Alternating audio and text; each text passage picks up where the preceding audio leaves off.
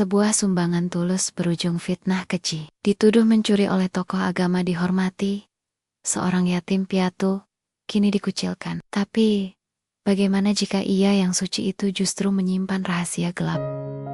Di sudut kampung yang tenang, terselip sebuah rumah sederhana berukuran tak seberapa, tempat Adam tumbuh dan mengukir kisah hidupnya. Sejak kepergian kedua orang tuanya, beberapa tahun silam sebuah kehilangan yang menggoreskan luka menganga. Di hatinya Adam hanya menggenggam satu warisan berharga, sebidang tanah kecil di pinggir kampung, dan sejumlah uang tabungan yang tak seberapa, hasil jerih payah mendiang ayah dan ibunya. Namun, bagi Adam, kekayaan sejati tak pernah terukur dari tumpukan harta. Baginya, keimanan yang kokoh dan jiwa yang tak pernah kering dari rasa syukur adalah permata paling berharga yang ia miliki. Ia adalah pemuda yang percaya bahwa setiap tetes kebaikan akan selalu kembali berlipat ganda, dan setiap ujian adalah bagian dari rencana besar Sang Pencipta. Wajahnya selalu memancarkan ketenangan, meski beban hidupnya seringkali terasa lebih berat dari usianya yang masih belia. Suatu pagi yang cerah, kabar penting menyebar dari musala ke setiap telinga warga.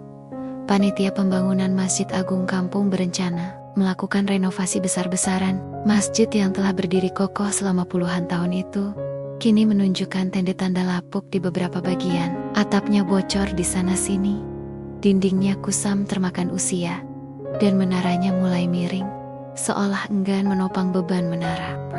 Ambisius ini tentu saja membutuhkan uluran tangan dari seluruh warga. Sebuah panggilan jiwa untuk bersama-sama mendirikan kembali rumah ibadah yang lebih layak dan megah. Semangat gotong royong segera membara, namun dana yang dibutuhkan tidaklah sedikit. Berbagai penggalangan dana pun mulai dilakukan, dari kotak amal keliling hingga malam dana yang dimeriahkan pertunjukan sederhana. Adam, yang selama ini menyimpan asa untuk memberikan kontribusi nyata bagi agamanya, merasa terpanggil. Hatinya bergejolak, memikirkan apa yang bisa ia berikan. Padahal harta yang ia miliki hanyalah warisan peninggalan orang tuanya. Setelah merenung panjang di keheningan malam, berteman dengan rembulan dan bintang-bintang yang berkedip syahdu, Adam akhirnya mengambil keputusan besar. Sebuah keputusan yang mungkin dianggap gila oleh sebagian orang. Namun bagi Adam, itu adalah panggilan hati yang tak bisa ia abaikan. Dengan tekad bulat yang mengalahkan segala keraguan dan keyakinan teguh bahwa rezeki akan datang dari arah tak terduga, ia memutuskan untuk menjual seluruh warisan yang ia miliki, sebidang tanah peninggalan keluarganya yang dulunya adalah tempat ia bermain dan menciptakan kenangan bersama orang tuanya, juga seluruh sisa tabungannya yang ia kumpulkan sedikit demi sedikit, dan menyumbangkan semua hasilnya untuk pembangunan masjid. Jumlahnya memang tidak fantastis jika dibandingkan dengan dana total yang dibutuhkan. Mungkin hanya sepersekian kecil dari target. Namun, bagi Adam, itu adalah seluruh hidupnya.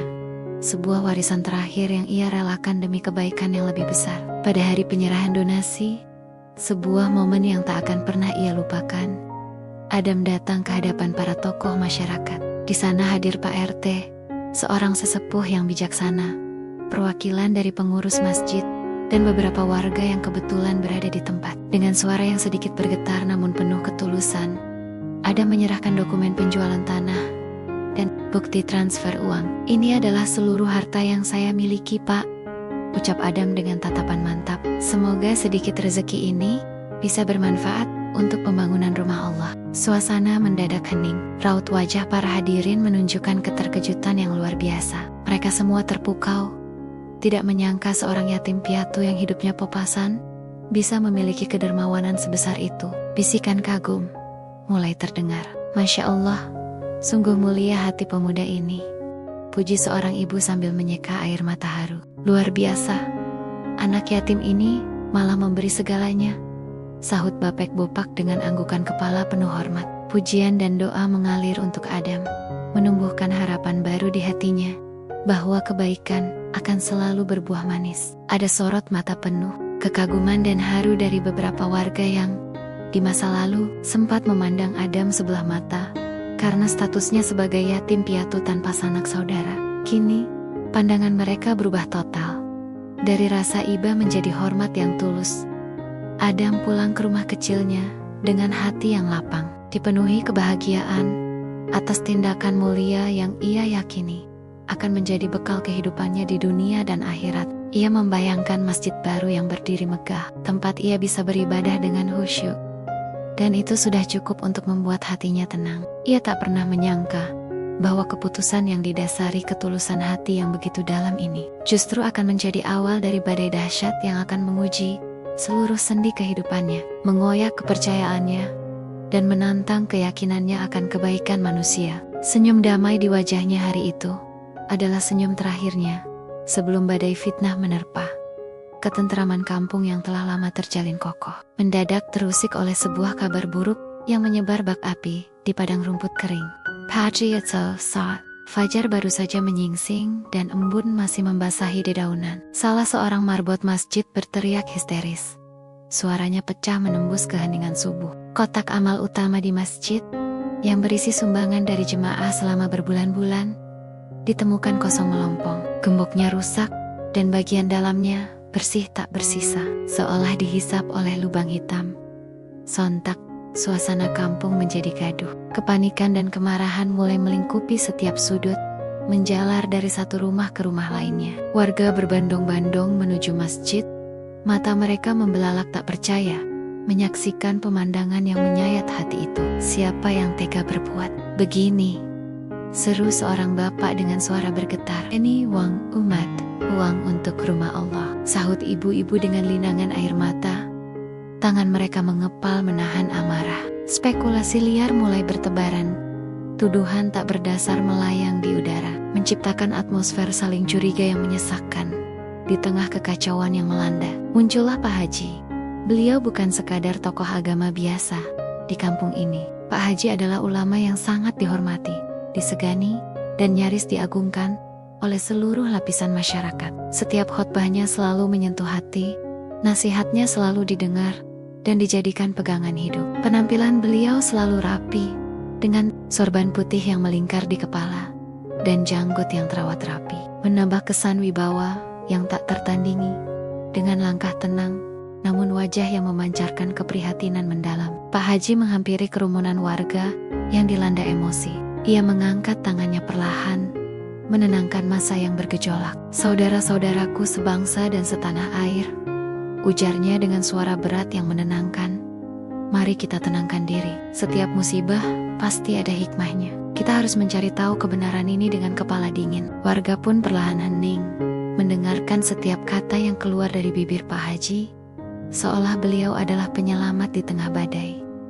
Namun, di balik ketenangan yang ditampilkan, Pak Haji mulai memainkan perannya. Ia menyampaikan analisisnya di hadapan kerumunan, bukan dengan tuduhan langsung, melainkan dengan retorika yang tersusun rapi dan penuh manipulasi. Dengan nada suara yang penuh keprihatinan, ia mulai menyinggung tentang donasi besar Adam yang tiba-tiba. Kita tahu, ucap Pak Haji, menghela napas panjang. Ada seorang pemuda yang baru saja memberikan sumbangan yang sangat besar untuk masjid ini. Sebuah tindakan yang sangat mulia. Tentu saja, ia berhenti sejenak, membiarkan kalimat itu meresap. Sebelum melanjutkan, namun, bukankah kita semua tahu bahwa pemuda tersebut hidup serba kekurangan? Dari mana kiranya dana sebesar itu didapatkan? Apakah tidak ada kebetulan yang aneh di balik semua ini? Setiap kalimat Pak Haji adalah racun yang disuntikkan perlahan ke dalam benak masyarakat. Ia tidak secara eksplisit menyebut nama Adam, tetapi setiap kata, setiap jeda, dan setiap pertanyaan retorisnya secara efektif menanamkan benih kecurigaan yang kuat terhadap pemuda yatim piatu itu. Ia juga menyinggung tentang kebetulan Adam adalah salah satu orang terakhir yang terlihat di masjid sebelum kotak amal itu hilang. Sebuah observasi yang disampaikan dengan nada prihatin namun penuh arti adalah laporan dari beberapa saudara kita, lanjut Pak Haji, bahwa sebelum kejadian naas ini, pemuda tersebut terlihat di sekitar masjid hingga larut malam. Tentu saja, kita tidak boleh menuduh tanpa bukti, tapi bukankah ini menimbulkan banyak pertanyaan? Warga yang awalnya hanya ingin mencari tahu kebenaran, kini mulai memandang Adam dengan tatapan berbeda. Bisikan-bisikan mulai terdengar, pertanyaan-pertanyaan sinis mulai muncul, dan Adam yang tidak menyadari bahwa ia telah masuk ke dalam perangkap licik ini, hanya bisa terdiam bingung. Ia merasa ada yang tidak beres, tetapi belum mampu memahami kedalaman intrik yang sedang dimainkan di sekitarnya. Air mukanya menunjukkan kerutan cemas, matanya memancarkan kebingungan. Bagaimana mungkin kebaikan tulusnya bisa disalahartikan seperti ini? Kepercayaan masyarakat terhadap Pak Haji jauh lebih kuat daripada akal sehat mereka untuk menanyakan bukti atau melihat kebenaran dari sudut pandang lain. Mereka telah terbutakan oleh karisma dan status sosial Pak Haji, sehingga setiap kata yang keluar dari mulutnya dianggap sebagai kebenaran mutlak. Mereka lupa bahwa bahkan di balik jubah kesucian yang paling agung sekalipun, terkadang bersembunyi niat yang paling gelap. Bibit-bibit fitnah telah tertanam, dan tak lama lagi ia akan tumbuh menjadi badai yang siap menghantam kehidupan Adam. Fitnah yang disebarkan Pak Haji melalui bisikan-bisikan halusnya kini mulai berbuah pahit. Ibarat racun yang perlahan-lahan meresap ke dalam tubuh. Kata-kata manipulatif itu telah meracuni pikiran dan hati masyarakat kampung. Mereka yang selama ini mempercayai setiap ucapan Pak Haji tanpa keraguan, kini mulai menunjukkan sikap permusuhan yang terang-terangan terhadap Adam. Perubahan sikap ini terjadi begitu cepat, nyaris tanpa jeda, seolah kebaikan Adam di masa lalu tak pernah ada artinya. Setiap langkah Adam di kampung kini terasa berat, seperti ia sedang memikul beban ribuan ton. Udara terasa tipis, dan setiap pandangan yang dilemparkan kepadanya adalah tusukan tajam yang menghujam langsung ke ulu hatinya. Tatapan jijik dan cibiran sinis seolah menjadi bagian tak terpisahkan dari hari-harinya. Dulu ia selalu disambut senyum hangat dan sapaan ramah. Tetapi kini, setiap orang memandangnya dengan mata menyipit penuh prasangka. Anak-anak kecil yang biasanya riang gembira menyapanya dengan panggilan Om Adam atau Kak Adam, kini bersembunyi di balik punggung orang tua mereka. Wajah-wajah polos itu menunjukkan ketakutan dan rasa jijik, seolah Adam adalah sosok menakutkan yang baru saja keluar dari kisah seram. Ibu-ibu yang dulu ramah seringkali menawarkan sepotong kue atau secangkir teh hangat, kini memalingkan wajah jika berpapasan dengannya. Bahkan ada yang dengan sengaja berbalik arah, memilih jalan memutar demi menghindari bersua dengan Adam, atau berbisik-bisik sambil menunjuk ke arahnya dengan yari-yari gemetar. Itu dia, si pencuri kotak amal. Para bapak-bapak yang dulunya kerap mengajaknya bercengkrama di gardu ronda atau di teras masjid setelah salat berjamaah, kini hanya melempar pandangan dingin. Mereka berpura-pura tidak melihat, atau jika terpaksa berhadapan, hanya melempar anggukan kaku tanpa senyuman. Mata mereka kosong seolah Adam tidak ada di sana. Di warung kopi, tempat biasanya obrolan hangat tentang pekerjaan, panen, atau rencana kampung berputar, kini topik utama pembicaraan selalu tentang pencuri kotak amal dan kemunafikan si yatim piatu. Mereka tidak pernah menyebut nama Adam secara langsung, namun setiap orang tahu siapa yang mereka bicarakan. Dan setiap kata yang keluar adalah racun yang merusak nama baiknya. Puncaknya, saat Adam mencoba datang ke masjid untuk salat berjamaah seperti biasa, ia merasakan hawa dingin yang manis. Beberapa jemaah secara torang-torangan menjauhinya, menciptakan lingkaran kosong di sekelilingnya, seolah Adam adalah pembawa penyakit menular. Bahkan, ada seorang bapak-bapak yang dengan kasar dan suara setengah berbisik, namun penuh ancaman, menyuruhnya untuk tidak mengotori tempat suci itu. Seorang pencuri seharusnya malu menginjakan kaki di rumah Allah. Desisnya penuh kebencian, matanya memancarkan api kemarahan. Hati Adam hancur berkeping-keping. Rasa sakit itu begitu nyata, menusuk relung jiwanya. Ia tidak pernah menyangka kebaikan tulus yang ia tanamkan dengan segenap jiwa raga justru berbalik menjadi pisau tajam yang menusuk tepat ke ulu hatinya, mengoyak-oyak perasaannya. Air mata tak mampu lagi ia bendung, mengalir deras membasahi pipinya yang kini tirus. Rasa sakit dan pengkhianatan dari orang-orang yang selama ini ia hormati, yang ia anggap sebagai keluarga, melumpuhkan seluruh semangatnya. Ia merasa begitu sendirian, terpojok, dan tak berdaya di tengah lautan fitnah yang begitu kejam.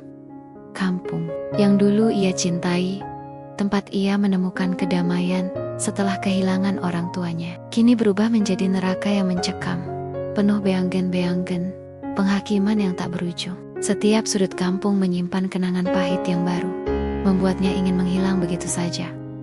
Pertanyaan mengapa terus berputar di benaknya, tanpa menemukan jawaban yang menenangkan. Mengapa kebaikan dibalas keburukan? Mengapa ketulusan dianggap sebagai kemunafikan? Beban itu terlalu berat untuk dipikul seorang diri. Hati Adam memang hancur, namun api kecil di dadanya menolak untuk padam sepenuhnya. Dengan sisa-sisa tenaga dan keberanian, ia mencoba sekuat tenaga untuk membuktikan ketidakbersalahannya. Ia tahu, tinggal diam hanya akan membuatnya semakin terpuruk dalam jurang fitnah yang dalam. Maka, dimulailah perjuangan sepihaknya. Ia mendatangi satu persatu tetangga yang dulunya ia kenal ramah dan bersahaja. Dengan suara serak menahan tangis, ia menjelaskan niat tulusnya saat menyumbangkan warisan. Ia bahkan berani menunjukkan bukti-bukti transfer penjualan tanah warisannya kepada pengurus masjid. Sebuah dokumen sah yang seharusnya bisa membungkam semua keraguan. Namun, semua usahanya sia-sia belaka. Setiap kata yang keluar dari mulutnya dianggap sebagai kebohongan belaka, sebagai dalih dari seorang pencuri yang licik. Mata mereka menyipit penuh kecurigaan, seolah mencari celah dari setiap kalimat yang Adam ucapkan. Mana mungkin seorang yatim piatu bisa punya uang sebanyak itu untuk sumbangan, kalau bukan dari jalan haram? Cibir seorang tetangga, Nyonya Siti, dengan mata menyipit penuh kecurigaan dan nada suara yang tajam. Ia bahkan tak sudi menatap mata Adam. Kami lebih percaya Pak Haji daripada omonganmu, nak, sahut yang lain, Pak Amir, sambil membuang muka, seolah jijik berada dekat Adam. Pak Haji tidak mungkin berbohong. Dia orang suci. Rasa frustrasi dan keputusasaan merayapi jiwanya, menggerogoti sisa optimisme yang ia miliki. Adam merasakan isolasi yang amat sangat. Rumah kecilnya yang dulu hangat, tempat ia merasa aman dan damai, kini terasa seperti penjara. Dinding-dindingnya seolah ikut menuduh. Ia tidak bisa lagi keluar rumah tanpa harus menghadapi tatapan sinis atau bisikan-bisikan yang menyakitkan. Setiap langkahnya di luar ambang pintu selalu disambut dengan gunjingan, membuat kepalanya tertunduk malu. Bahkan, makanan yang ia beli dari warung pun seringkali dihindari oleh pembeli lain, seolah uangnya adalah uang haram yang menular, atau kehadirannya akan mengotori suasana. Dampak dari pengucilan ini tidak hanya pada mental, tetapi juga fisik Adam. Berat badannya menurun drastis. Tulang-tulangnya menonjol di balik kulitnya yang kini tampak kusam. Wajahnya pucat pasi. Tak ada lagi rona sehat yang terpancar. Sorot matanya yang dulu penuh semangat, kini meredup, digantikan oleh bayangan kesedihan mendalam dan lingkaran hitam yang semakin pekat di bawah matanya. Tidurnya tak lagi nyenyak. Seringkali ia terbangun di tengah malam dengan jantung berdebar kencang, dihantui mimpi buruk tentang tadoen tak kunjung berhenti, tentang wajah-wajah marah yang menghakimi. Nafsu makannya hilang. Setiap suapan terasa hambar, bahkan pahit. Ada saat-saat ia ingin menyerah, pergi dari kampung ini jauh-jauh, melupakan semua penderitaan yang ia alami. Pikiran untuk menghilang, untuk memulai hidup baru di tempat yang tak seorang pun mengenalnya. Begitu menggoda. Untuk apa lagi aku bertahan, bisiknya pada diri sendiri, dalam kesendirian yang menyesakkan. Namun, di lubuk hatinya yang paling dalam, ada bara kecil yang masih menyala. Sebuah percikan api yang menolak untuk mati. Itu adalah bara dari harga diri, dari martabat yang ingin ia tegakkan, dari nama baik orang tuanya yang telah meninggal, yang tak sudi ia biarkan tercoreng. Ia harus berjuang, bukan hanya untuk dirinya, tetapi juga untuk kehormatan keluarganya. Ia tahu, perjuangan ini mungkin akan sangat panjang dan menyakitkan, penuh dengan rintangan dan cemoohan, tetapi ia harus melakukannya demi kebenaran yang ia yakini sepenuh hati. Tekadnya mengeras, meski tubuhnya terasa lemah. Ia tidak bisa lari dari takdir ini. Ia harus menghadapi badai yang diciptakan oleh fitnah keji itu, dan membuktikan kepada semua orang bahwa ia bukanlah sosok yang keji seperti yang dituduhkan. Adam menyadari, ini bukan hanya tentang kotak amal yang hilang. Ini tentang kebenaran dan keadilan yang harus ditegakkan di tengah kegelapan yang menyelimuti hidupnya. Saat Adam merasa jiwanya hampir remuk redam, secercah harapan kecil mulai muncul. Harapan itu datang dari sebuah ingatan samar tentang orang tuanya. Ia teringat akan sebuah kotak kayu tua yang selalu disimpan ibunya di loteng rumah, tempat mereka biasa menyimpan berkas-berkas penting keluarga. Di dalam kotak itu, mungkin ada sebuah dokumen lama, sebuah sertifikat tanah yang menjadi kunci. Bukan sekadar bukti kepemilikan tanah warisan, melainkan juga rekam jejak transaksi yang jelas, lengkap dengan nama pembeli, tanggal penjualan, dan nominal uang yang diterima. Dokumen itu, jika ditemukan, akan menjadi bukti kuat yang mendukung klaimnya bahwa uang sumbangan itu berasal dari sumber yang halal dan sah, bukan hasil pencurian seperti yang dituduhkan. Dengan semangat yang nyaris padam, Adam mulai mencari dokumen tersebut. Ia menggeledah setiap sudut rumah kecilnya, membuka kembali kenangan pahit tentang orang tuanya yang telah tiada. Setiap barang yang ia sentuh, setiap debu yang ia hirup, membangkitkan kembali rasa rindu dan kesedihan yang mendalam. Pencarian itu tidak mudah. Ia butuh waktu berhari-hari, membolak-balik tumpukan kertas usang, membuka lemari yang sudah keropos, dan menggeser perabot tua yang berat. Beberapa kali ia merasa putus asa, berpikir bahwa dokumen itu mungkin sudah hilang ditelan waktu, atau bahkan tidak pernah ada. Ada momen di mana ia terduduk lemas, matanya kosong menatap kekosongan, membiarkan air mata mengalir begitu saja, memikirkan betapa sia-sia semua usahanya. Namun, setiap kali keputusasaan itu datang, semangatnya kembali bangkit. Ia teringat akan tatapan meremehkan dari para warga, bisikan-bisikan jijik yang menusuk, dan terutama senyuman licik Pak Haji yang seolah mengejek penderitaannya. Bayangan Pak Haji dengan topeng kesuciannya adalah cambuk yang memicu kembali tekad Adam. Ia tidak bisa menyerah begitu saja. Ia harus menemukan bukti itu demi membersihkan namanya, demi kehormatan orang tuanya, dan demi kebenaran yang harus terungkap. Akhirnya, setelah pencarian yang melelahkan, di sebuah kotak usang yang hampir ia lewatkan di sudut loteng yang berdebu, ia menemukan map tua berwarna coklat. Jantungnya berdebar kencang saat tangannya membuka map itu. Di dalamnya tersimpan rapi sertifikat tanah dan salinan kwitansi penjualan yang telah usang, namun masih terbaca jelas.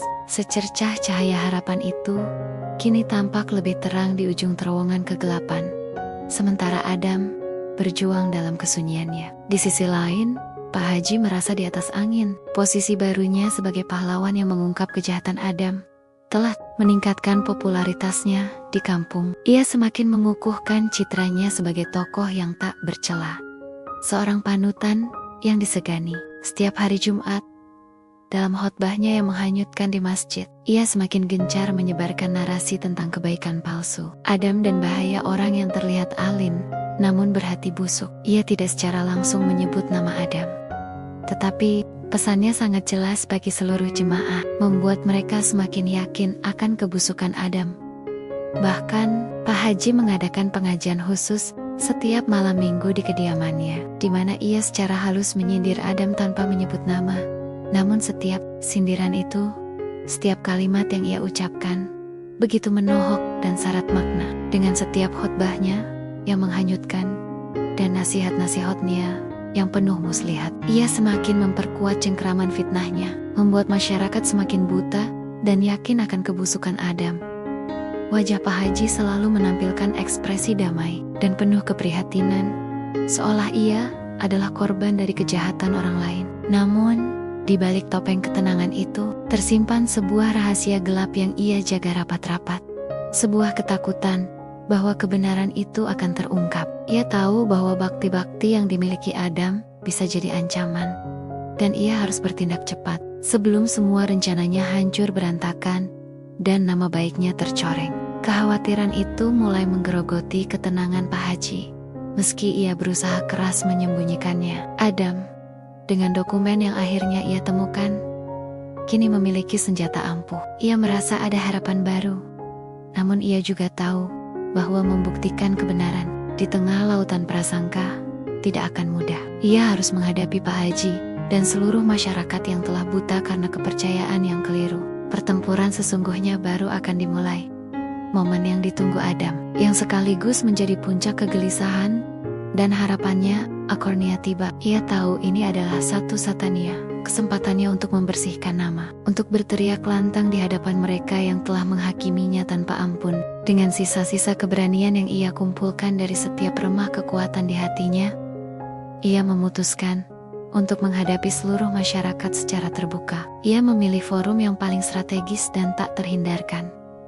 Sebuah pertemuan warga rutin di balai desa yang kebetulan sedang membahas isu-isu penting kampung, dan Pak Haji hadir sebagai pembicara utama. Duduk di kursi kehormatan dengan senyum penuh wibawa, Adam melangkah masuk ke balai desa. Setiap tapakan kakinya terasa berat, seolah menginjak kerikil tajam. Suasana di dalam balai desa begitu tegang, dipenuhi tatapan skeptis dan cibiran yang tak asing lagi baginya. Bisikan-bisikan langsung merayapi ruangan begitu ia muncul di ambang pintu. Lihat, si pencuri itu berani datang, atau masih punya muka juga dia. Namun, kali ini Adam tidak gentar. Ia sudah terlalu lelah dengan rasa sakit, terlalu lelah dengan fitnah. Kini, yang ia rasakan hanya tekad membara untuk membela diri. Dengan tangan yang sedikit bergetar, namun tatapan mata yang dipenuhi keyakinan dan sedikit keputusasaan. Ia melangkah maju hingga berdiri di tengah ruangan, tepat di hadapan Pak Haji, dan seluruh pasang mata yang memandangnya dengan rasa jijik. "Assalamualaikum, Bapak Ibu sekalian," ucap Adam dengan suara yang sedikit serak, namun berusaha untuk lantang. Ia mengangkat tinggi-tinggi dokumen warisan orang tuanya selembar, demi selembar memperlihatkannya kepada seluruh warga. Erias, tanah yang telah diwariskan turun-temurun. Ada kwitansi penjualan yang mencantumkan nama pembeli dan nominal transaksinya, serta bukti transfer bank ke rekening panitia masjid. Semua tampak sah dan otentik. "Ini adalah bukti," seru Adam. Suaranya sedikit bergetar pada awalnya, namun kemudian menguat, penuh keyakinan. "Ini adalah sertifikat tanah milik orang tua saya, yang saya jual untuk biaya pembangunan masjid. Ini bukti transaksi. Ini rekening bank. Ini semua surat-surat resmi yang membuktikan bahwa setiap rupiah yang saya sumbangkan adalah hasil dari keringat halal orang tua saya, bukan dari hasil mencuri." Setiap kata yang keluar dari bibir Adam adalah ledakan kecil yang mengguncang asumsi mereka. Masyarakat mulai berbisik-bisik, riuh rendah suara-suara keraguan mulai memenuhi ruangan. Beberapa orang mulai menunjukkan keraguan di wajah mereka. Alis mereka berkerut, mata mereka beralih dari dokumen di tangan Adam ke wajah Pak Haji. Mereka belum pernah melihat Adam seberani ini, atau seyakini ini dalam membela diri. Keraguan mulai menyeruak di benak mereka yang selama ini begitu yakin pada Pak Haji. Mata mereka mulai beralih dari Adam ke Pak Haji, seolah mencari konfirmasi atau bantahan, mencari jawaban atas kebingungan yang baru saja ditanamkan Adam.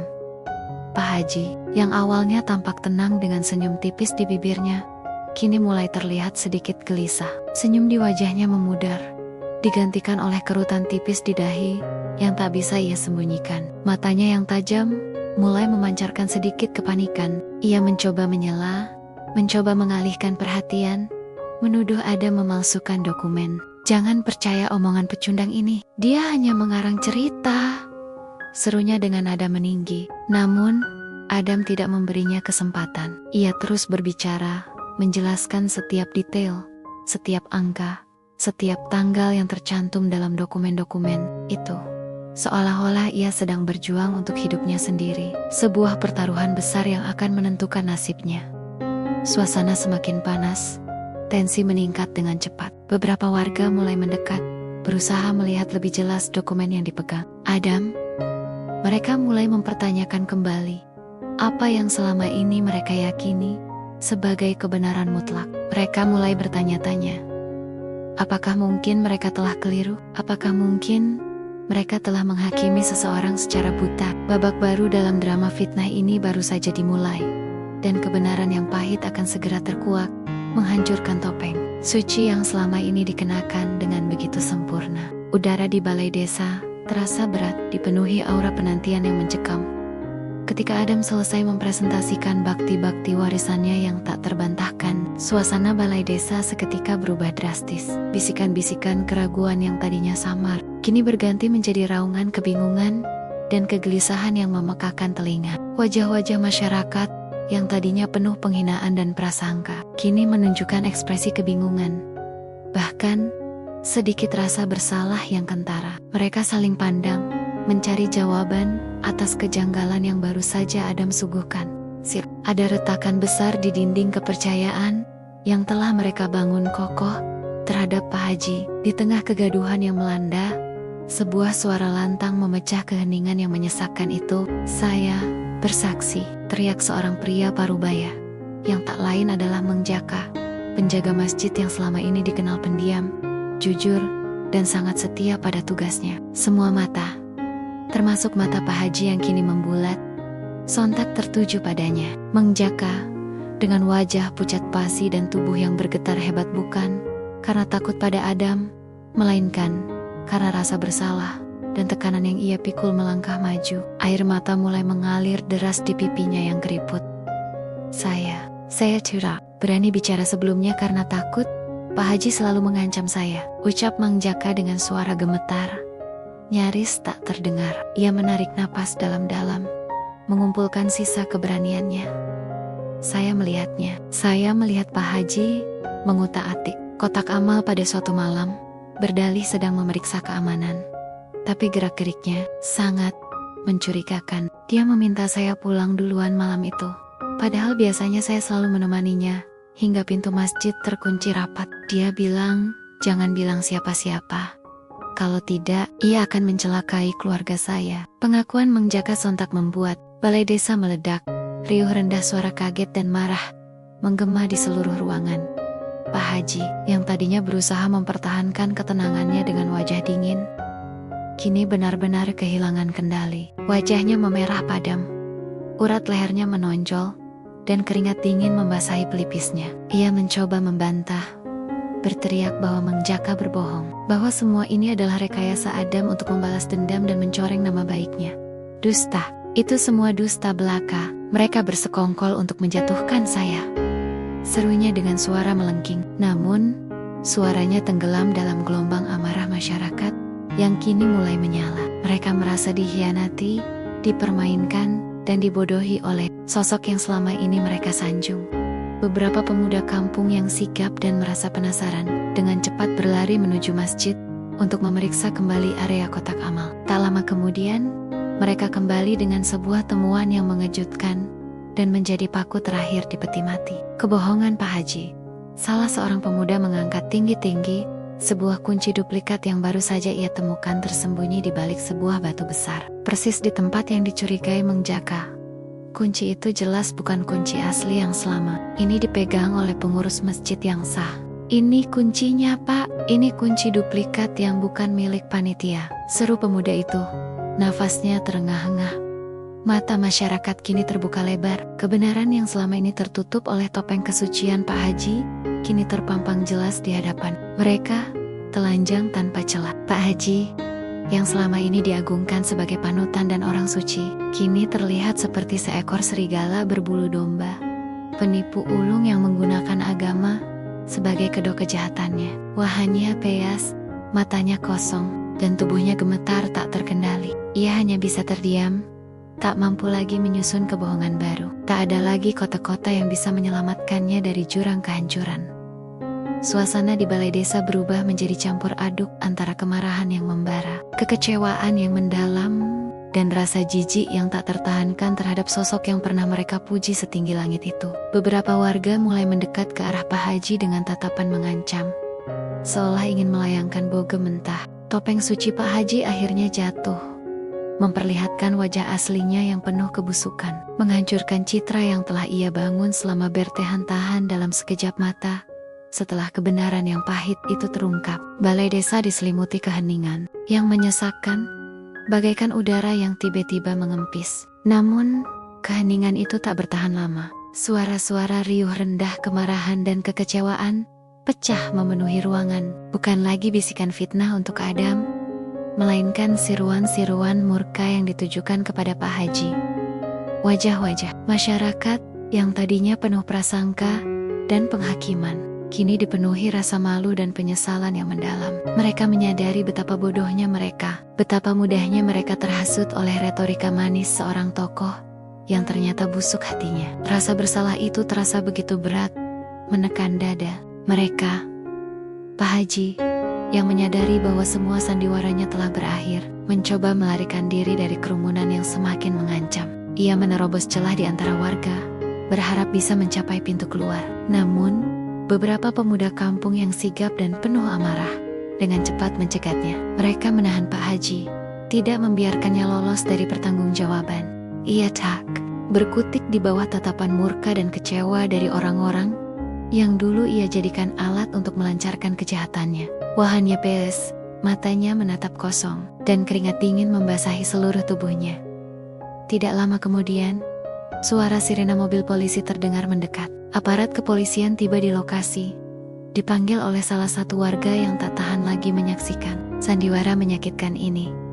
Pak Haji langsung ditangkap. Ia diinterogasi di tempat, dan semua bakti-bakti yang ditemukan di masjid, mulai dari kunci duplikat yang disembunyikan, kesaksian Mang Jaka yang berani, hingga dokumen warisan Adam yang membuktikan ketulusannya mengarah pada satu kesimpulan mutlak.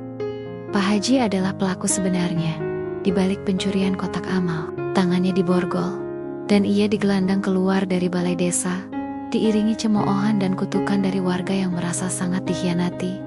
Sementara Pak Haji digelandang pergi, suasana di balai desa berubah drastis. Tatapan masyarakat kini beralih. Pada Adam, tidak ada lagi cibiran, tidak ada lagi tatapan jijik atau meremehkan. Yang ada hanya sorot mata penuh penyesalan, malu, dan juga kekaguman yang tulus atas ketabahan Adam. Mereka berbondong-bondong mendekati Adam, seolah ingin menebus kesalahan besar mereka. Beberapa di antaranya menundukkan kepala. Ada yang meminta maaf dengan suara lirih, nyaris tak terdengar. Air mata mengalir di pipi mereka. Ada pula yang menangis sesenggukan, menyesali perbuatan mereka yang gegabah dan kejam. Mereka menyadari betapa besar luka yang telah mereka torehkan.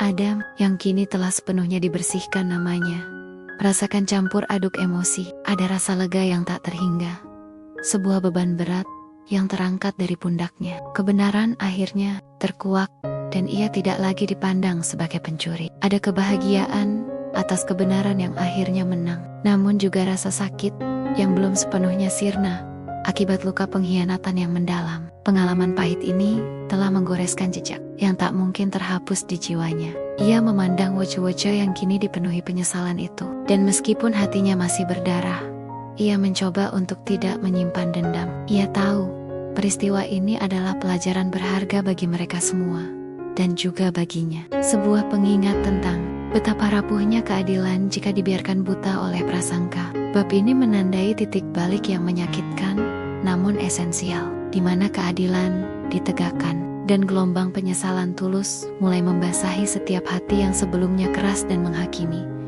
Setelah insiden penangkapan Pak Haji dan terkuaknya kebenaran, masyarakat kampung dilanda gelombang penyesalan yang sangat besar. Sebuah badai emosi yang menggerogoti hati setiap individu. Mereka merasa amat bersalah karena telah begitu mudah termakan fitnah dan menyakiti hati Adam, seorang pemuda yang justru berhati emas dan tulus. Kesalahan mereka terasa begitu nyata, membebani pikiran siang dan malam. Menyadari kesalahan fatal ini, para tokoh masyarakat bersama dengan sebagian besar warga berinisiatif untuk melakukan pemulihan nama baik Adam secara beser-beseren dan tulus. Mereka mengadakan pertemuan khusus di masjid, tempat di mana fitnah itu bermula. Di hadapan seluruh jemaah, pengurus masjid mengumumkan secara resmi seluruh kebenaran tentang kejahatan Pak Haji, dan secara terbuka meminta maaf kepada Adam atas kesalahan fatal yang telah mereka lakukan, atas prasangka yang telah membuat mereka buta. Suasana haru menyelimuti masjid. Beberapa warga bahkan tak kuasa menahan air mata penyesalan. Mereka juga mengadakan doa bersama sebagai bentuk penyesalan yang mendalam dan permohonan ampun kepada Tuhan atas penghakiman yang telah mereka lakukan. Perlahan tapi pasti, Adam mulai merasakan kehangatan kembali dari lingkungan sekitarnya, dan pengucilan mulai mencair, digantikan oleh kehangatan persaudaraan. Orang-orang yang dulunya menghindar, kini mendekat dengan ramah, menawarkan bantuan, dan menunjukkan penyesalan yang tulus. Ada banyak permintaan maaf yang datang silih berganti, dari anak-anak kecil yang dulu ketakutan, hingga orang dewasa yang dulunya mencibirnya. Mereka semua datang, menundukkan kepala, memohon pengampunan, meskipun bekas luka di hatinya belum sepenuhnya sembuh karena pengkhianatan begitu dalam menggores jiwa Adam, memilih untuk memaafkan. Ia percaya bahwa setiap orang berhak mendapatkan kesempatan kedua, terutama jika ada penyesalan yang tulus dan keinginan kuat untuk berubah. Memaafkan adalah langkah awal baginya untuk memulai penyembuhan diri.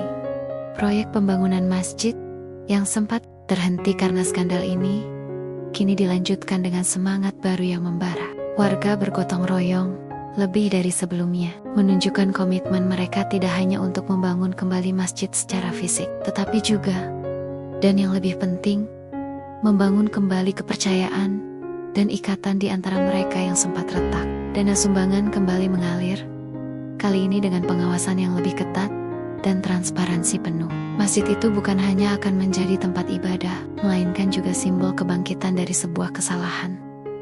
Kejadian ini menjadi pelajaran berharga bagi seluruh kampung. Mereka belajar bahwa kepercayaan tidak boleh diberikan secara membabi buta. Tidak peduli seberapa tinggi status seseorang atau seberapa manis ucapannya. Mereka memahami bahwa gelar atau jabatan tidak menjamin kesucian hati seseorang.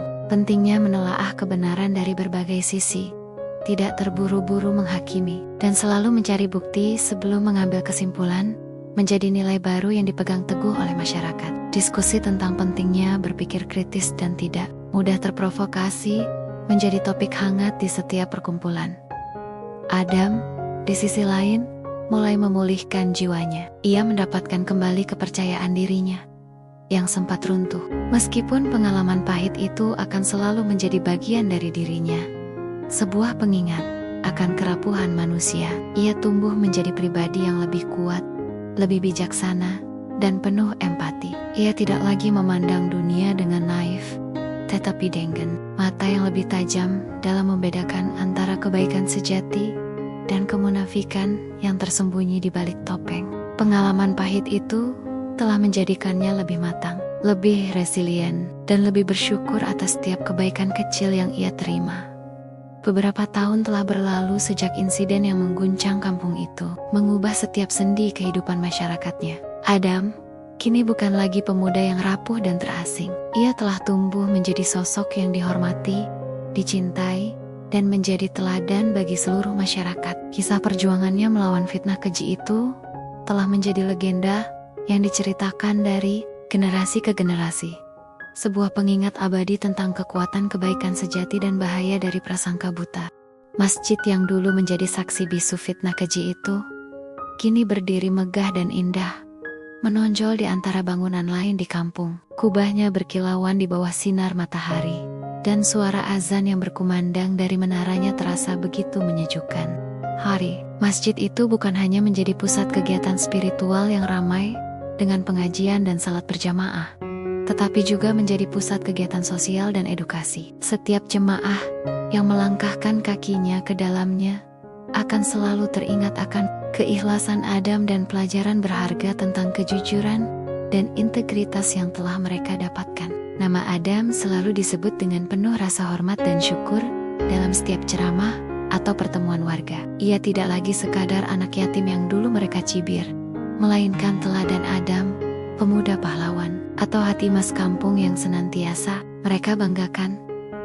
Meskipun telah menjadi sosok yang dihormati dan disegani, Adam tetap menjaga kesederhanaan dan ketulusan hatinya. Ia melanjutkan hidupnya dengan berbuat kebaikan, tidak pernah berhenti menebar manfaat bagi orang lain, tanpa mengharapkan balasan apapun. Ia kini memiliki usaha kecil yang maju, dari mana sebagian keuntungannya selalu ia sisihkan untuk membantu anak-anak yatim lain atau untuk kegiatan sosial kampung. Ia seringkali memberikan nasihat kepada para pemuda, menceritakan pengalamannya, menekankan pentingnya kejujuran, integritas, dan kemampuan untuk memaafkan. Kisahnya menjadi penguat bagi banyak jiwa yang sedang berjuang.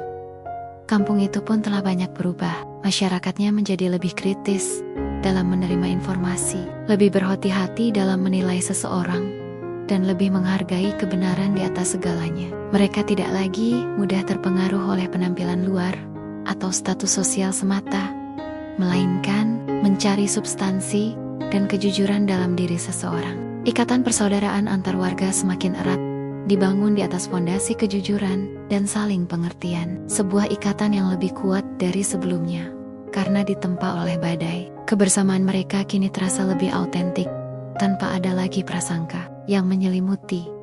Adam sesekali melihat ke belakang, mengenang masa-masa sulit yang ia lewati, bukan dengan dendam di hati, melainkan dengan senyum damai dan rasa syukur yang mendalam. Ia tahu bahwa setiap penderitaan yang ia alami telah membentuknya menjadi pribadi yang lebih baik, lebih kuat, dan lebih bijaksana.